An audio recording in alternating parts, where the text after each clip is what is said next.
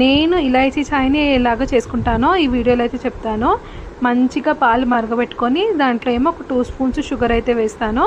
దాని తర్వాత ఒక 2 స్పూన్స్ టీ పొడిని అయితే వేస్తాను. మీ ఇష్టం వచ్చిన టీ పొడి మీరైతే వేసుకోవచ్చు.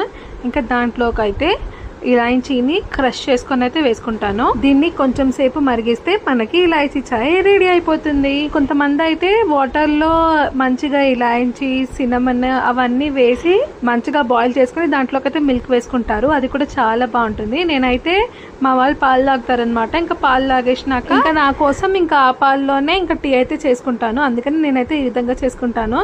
మీరు ఎంతమంది ఇలాగ చేస్తారో నాకు కామెంట్స్లో అయితే పెట్టండి. ఇంకా చాయ్ చేశాక ఇంకా బజ్జీలు కూడా కంపల్సరీ కదా, ఇంకా బజ్జీలు కూడా చేశాను. బజ్జీలు వీడియో అయితే ఏం పెట్టలేదు, తీసింది. ఇంకా చాయ్ విత్ బజ్జీ కాంబినేషన్ అనేది నా ఫేవరెట్. మీలో ఎంతమందికి ఇష్టమో కామెంట్స్ లో చెప్పండి. ఈ వీడియో కనుక నచ్చితే తప్పకుండా లైక్ చేయండి, షేర్ చేయండి, సబ్స్క్రైబ్ చేసుకోండి.